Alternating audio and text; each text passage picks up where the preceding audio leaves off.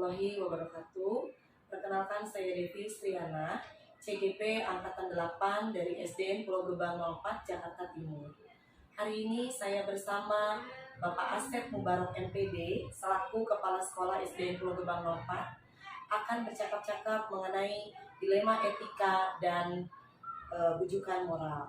Assalamualaikum Bapak. Waalaikumsalam warahmatullahi Mohon wabarakatuh. izin Bapak, mohon izin waktunya mau mewawancarai Bapak mengenai dilema etika dan bujukan moral yang terjadi di sekolah Bapak. Baik, Bu Devi, silakan. Baik, Pak, terima kasih sebelumnya. Pertanyaan pertama ya Pak, selama ini bagaimana Bapak dapat mengidentifikasi kasus-kasus yang merupakan dilema etika atau bujukan moral? Terima kasih pertanyaannya, Bu Devi. Apabila terjadi suatu kasus pada peserta didik ataupun guru di sekolah kami, maka dilema etika perlu penanganan khusus, baik melalui guru kelas masing-masing maupun lewat wakil kepala sekolah, khususnya wakil kepala sekolah bidang kesiswaan. Karena dalam hal ini kepala sekolah tidak bisa bergerak sendiri dan tidak bisa turun tangan langsung. Jadi untuk mengatasi masalah tersebut, di sini pihak sekolah butuh masukan dari rekan kerja saya. Demikian. Baik, terima kasih. Berarti berkolaborasi dengan yang lainnya ya Pak. Betul, Ya? betul. Baik Pak. Nomor 2, selama ini bagaimana Bapak menjalankan pengambilan keputusan di sekolah Bapak, terutama untuk kasus-kasus di mana ada dua kepentingan yang sama-sama benar atau sama-sama mengandung nilai kebajikan? Baik, terima kasih atas pertanyaan yang kedua. Saya berupaya mengambil berbagai pendapat dan masukan dari banyak pihak, di mana kemungkinan dalam pengambilan keputusan terdapat suatu risiko, yaitu suatu keputusan pasti akan ada yang tidak setuju atau tidak disukai. Walau bagaimanapun harus ada keputusan, maka kita harus mengambil resiko yang terkecil dan keputusan itu pasti harus dapat dipertanggungjawabkan. Demikian jawaban Bapak. Baik Pak, terima kasih. Untuk berikutnya Pak, langkah-langkah atau prosedur seperti apa yang biasa Bapak lakukan selama ini untuk menghadapi kasus-kasus yang terjadi di sekolah Bapak? Baik, saya akan melakukan prosedur dan strategi yang sudah saya sampaikan tadi sesuai pertanyaan yang di atas, di mana saya akan mengkomunikasikan dengan pihak lain, mengambil resiko yang terkecil, dan prosedur yang diambil sesuai dengan aturan atau regulasi yang ada. Baik Pak, kembali berpegang pada peraturan ya Pak. Peraturan, betul. Baik Pak. Untuk berikutnya, hal-hal apa saja yang selama ini Bapak anggap efektif dalam pengambilan keputusan pada kasus-kasus dilema etika? Ya, menurut saya hal efektif dalam pengambilan keputusan adalah mengikuti prosedur yang ada. Langkahnya juga seperti yang saya utarakan tadi, ingin lebih efektif meminta berbagai pendapat yang lebih banyak dari rekan kerja. Namun terkadang sebetulnya apabila terlalu banyak pendapat akan memakan waktu yang lebih lama atau yang lebih banyak. Maka sudah cukup diwakili dengan wakil kepala sekolah, kemudian minta juga saran dari komite sekolah sebagai perwakilan orang tua di sekolah ini. Baik Pak. Untuk berikutnya Pak, hal-hal apa saja yang selama ini merupakan tantangan bagi Bapak dalam pengambilan keputusan pada kasus-kasus dilema etika di sekolah? Baik, terima kasih Mbak Devi pertanyaannya yang kelima. Hal yang paling menantang menurut saya adalah untuk tenaga pendidik dan kependidikan. Saya tidak berbicara hal lain, yang jelas yang penting sekali adalah masalah kesejahteraan guru honor murni. Sampai saat ini honor yang diberikan masih di bawah UMR. Bagaimanapun, ujung tombak pendidikan itu adalah para guru. Selain itu, permasalahan bagi guru ini harus diupayakan agar guru khususnya yang honorer paling tidak mendapatkan upah sesuai dengan UMR yang berlaku. Ini merupakan tantangan bagi saya sebagai kepala sekolah. Itu jawaban Bapak. Baik, terima kasih. Berarti masih ada guru honorer yang ada di sekolah ya Pak? Masih ada ya, terutama honor murni ya. Apakah Bapak memiliki sebuah tata kelola atau jadwal tertentu dalam sebuah penyelesaian kasus dilema etika? Apakah Bapak langsung menyelesaikan di tempat atau memiliki sebuah jadwal untuk menyelesaikannya? Bentuk atau prosedur seperti apa yang Bapak jalankan? Baik, terima kasih. Senyatanya tidak ada jadwal tertentu. Yang terpenting apapun yang kita hadapi bisa diselesaikan dengan baik.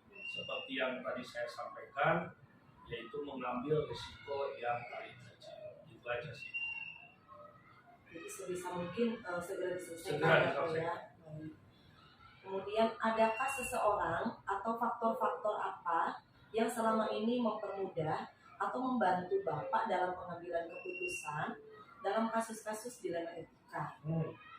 Bantuan dari berbagai pihak telah membantu saya, yaitu diantaranya adalah para guru, kemudian wakil kepala sekolah, juga para orang tua siswa yang diwakili oleh pengurus komite sekolah. Saya belajar dari kejadian itu untuk setiap kasus yang ada di lapangan untuk dijadikan pengalaman.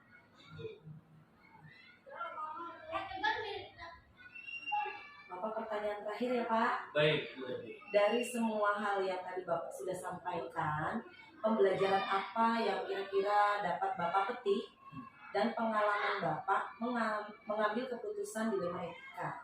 Terima kasih. Pembelajaran yang dapat saya petik dari pengambilan keputusan dilema etika adalah saya belajar dari berbagai pengalaman. Sehingga jangan sampai suatu kejadian akan terjadi kembali. Kita boleh sesekali mengambil teori, namun kita tidak bisa pukul rata juga suatu kejadian dari berbagai kejadian yang ada. Kalau teori berbeda dengan praktik, pastinya di lapangan semua keputusan yang saya ambil akan dipertanggungjawabkannya dengan baik dan sesuai dengan aturan yang ada dan aturan yang telah disepakati. Itu jawaban Bapak. Baik, Pak. Tapi ya Pak, dari pengalaman-pengalaman kasus-kasus yang terjadi, memang tidak bisa semua masalahnya diselesaikan dengan cara yang sama ya Pak. Betul. Baik. Terima kasih banyak Bapak atas waktunya, atas jawaban pertanyaan-pertanyaannya. Semoga sukses selalu ya Pak. Assalamualaikum. Sama.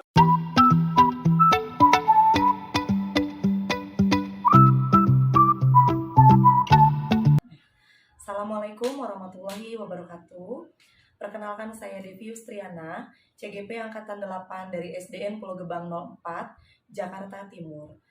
Hari ini saya bersama Ibu Hajah Lis Farida, SPD, selaku Kepala Sekolah SDN Bekasi Jaya 7, akan melakukan wawancara mengenai dilema etika dan rujukan moral. Assalamualaikum Ibu. Waalaikumsalam. Mohon izin Ibu minta waktunya untuk berbincang-bincang mengenai dilema etika dan rujukan moral. Bisa Ibu? Bisa. Terima kasih ya buat atas waktunya.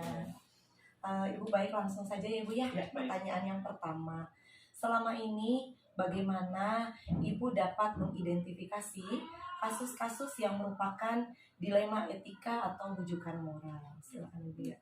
Baik, sebelum saya bahas mengenai identifikasi ya, kita harus paham benar ya apa yang maksud dengan dilema etika ya. Betul Ibu. Karena tidak semua guru juga belum paham apa itu dilema etika ya. Baik. Jadi dilema etika itu adalah versi benar gitu ya, Iya, versus benar ya. betul. Jadi itu adalah situasi yang terjadi ketika seseorang harus memilih antara dua pilihan, ya, di mana kedua pilihan secara moral benar, tetapi bertentangan, Betul. ya.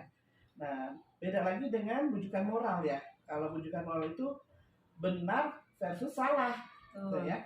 Jadi itu adalah situasi yang terjadi ketika seseorang harus membuat keputusan antara benar dan salah, gitu ya. Nah, sekarang cara saya mengidentifikasi ya, saya tidak melakukan identifikasi secara khusus, namun akan saya pelajari dan menyimpulkan terhadap kasus yang terjadi. Baik. Kemudian kesimpulan tersebut akan digunakan sebagai bahan tindak lanjut pengambilan keputusan, baik dilema etika maupun rujukan moral. Seperti itu. Baik, jadi Ibu tidak secara khusus mengidentifikasinya Betul. ya Bu ya, tapi dipelajari dulu, Betul. kemudian setelah dipelajari, kemudian disimpulkan, Ya, dan hasil kesimpulannya sebagai bahan tindak lanjutnya ya Bu ya. ya. Baik, lanjutkan ya Bu pertanyaan berikutnya. Ya, baik. Selama ini, bagaimana Ibu menjalankan pengambilan keputusan di sekolah Ibu, terutama untuk kasus-kasus di mana ada dua kepentingan yang sama-sama benar atau sama-sama mengandung nilai kebajikan? Silakan Ibu. Saya sebagai kepala sekolah melakukan koordinasi ya atau musyawarah kepada pihak-pihak terkait seperti kepada guru ya, atau kepada orang tua atau kepada pihak lain yang saya perlukan ya. Jadi itu saja yang terlibat di dalamnya. Berarti memang Ibu tidak sendirian gitu ya, Bu untuk betul. mengambil keputusannya, Iya. tapi Ibu berkolaborasi dengan pihak-pihak yang terkait. Berkoordinasi ya. Iya baik Ibu. Pertanyaan berikutnya Ibu ya. Ya. Langkah-langkah atau prosedur seperti apa yang biasa Ibu lakukan selama ini untuk mengambil keputusan? Sebagai pimpinan di sekolah ini saya tidak mempunyai prosedur yang baku, Baik. ya, tetapi akan selalu mengusahakan kepada jalan musyawarah mufakat. Ya. Apabila diperlukan, saya akan melibatkan komite sekolah, ya, kepada orang tua atau wali, atau bercurhat pendapat kepada teman sejawat, ya, atau juga pada orang yang memang dipandang lebih kompeten. Seperti itu. Baik Ibu, memang tidak ada yang bakunya ya Bu ya. Jadi tidak ada prosedur yang baku ya. Tidak ada prosedur yang baru Iya. baku ya Bu ya. Jadi kondisional aja, ini kira-kira dibutuhkan bersama siapa Ibu. Iya, Oh iya, baik Ibu. Pertanyaan berikutnya Ibu ya. Iya. Hal-hal apa saja yang selama ini Ibu anggap efektif dalam pengambilan keputusan pada kasus-kasus dilema etika? Oke, baik ya. Hal-hal yang dianggap efektif dalam pengambilan keputusan adalah dengan musyawarah dengan beberapa orang atau pihak yang terlibat dalam situasi tersebut. Dalam musyawarah, kepala sekolah itu mengumpulkan fakta-fakta yang relevan yang berkaitan dengan masalah. Kemudian setelah dilakukan pertimbangan yang matang, baru kemudian saya mengambil keputusan. Ya Bu, jadi tidak semena-mena mengambil keputusan Ya, begitu betul, saja ya Bu ya. ya. Mengumpulkan dulu fakta-faktanya yang relevan. Ya, betul. Baik Ibu. Berikutnya, hal-hal apa saja yang selama ini merupakan tantangan dalam pengambilan keputusan pada kasus-kasus dilema etika di sekolah Ibu? Ya, ya. Baik, setiap permasalahan itu akan bisa terselesaikan ya, tapi memang ada beberapa pihak memang yang diuntungkan atau merasa dirugikan tuh ya. Dalam menghadapi tantangan ini, saya biasanya berhadapan dengan guru senior ya, yang belum tentu sepaham dengan saya. Betul. Ya. Kemudian apabila juga keputusan saya itu biasanya ada yang kurang diterima, tidak diterima sepenuhnya oleh mereka. Itulah itulah tantangan saya sebagai Baik Ibu. Memang susah ya Bu ya Iya. kalau misalnya harus ngikutin semau dengan Semua. pemikiran kita Iya. ya. Baik. Berikutnya Ibu, pertanyaan ke-6. Apakah Ibu ini memiliki sebuah tata kala atau jadwal tertentu dalam sebuah penyelesaian kasus dilema etika? Apakah Ibu langsung menyelesaikan di tempat atau memiliki sebuah jadwal untuk menyelesaikannya? Bentuk atau prosedur apa yang Ibu jalankan? Baik ya, saya tidak mempunyai ini tertentu ya, Tata kala. tata kala tertentu ya. Jadi menyesuaikan saja masalah yang ada. Apabila masalah tersebut menuntut segera diselesaikan, maka saya akan langsung menyelesaikan di tempat. Baik. Namun apabila ada masalah yang membutuhkan musyawarah atau bahkan harus bertanya kepada orang yang lebih kompeten dulu, seperti itu ya. Iya, baik. Jadi kondisional ya Bu ya. Tidak langsung Sesuai ya. kondisi aja ya Bu ya. Kita sesuaikan. Daruratnya yang mana gitu ya Bu ya. Iya, betul. Baik Ibu. Lanjut Ibu, pertanyaan berikutnya. Pertanyaan ke-7. Adakah seseorang atau faktor-faktor apa yang selama ini mempermudah atau membantu Ibu dalam pengambilan keputusan kasus-kasus dilema etika di sekolah Ibu? Jadi saya tidak menyelesaikan masalah sendiri ya. Nah, jadi faktor-faktor yang mempermudah saya dalam mengambil keputusan adalah teman ya, atau orang yang lebih kompeten atau yang lebih berpengalaman terhadap topik masalah tersebut. Saya yakin semakin sering bertemu dengan masalah ya, maka akan bertambah pengalaman dan akan semakin kaya, dan tentunya keterampilan mengambil keputusan juga akan meningkat untuk kepala sekolah atau untuk kita. Iya betul. Terasah ya Bu jadinya ya Bu ya. Dengan adanya Karena udah masalah. banyak pengalaman ya Bu ya dalam pengambilan keputusan. Ketika nanti kita menemukan masalah yang sama, kita sudah tahu cara pemecahannya. Betul Ibu, betul. Baik Ibu, terakhir ya Bu ya, pertanyaan terakhir. Dari semua hal yang tadi sudah Ibu sampaikan, pembelajaran apa nih kira-kira yang bisa Ibu petik dari pengalaman Ibu dalam mengambil keputusan dilema etika? Dari beberapa hal yang disampaikan di atas, ada sebuah pembelajaran yang dapat dipetik dari pengalaman mengambil keputusan berkaitan dengan dilema etika ya. Baik.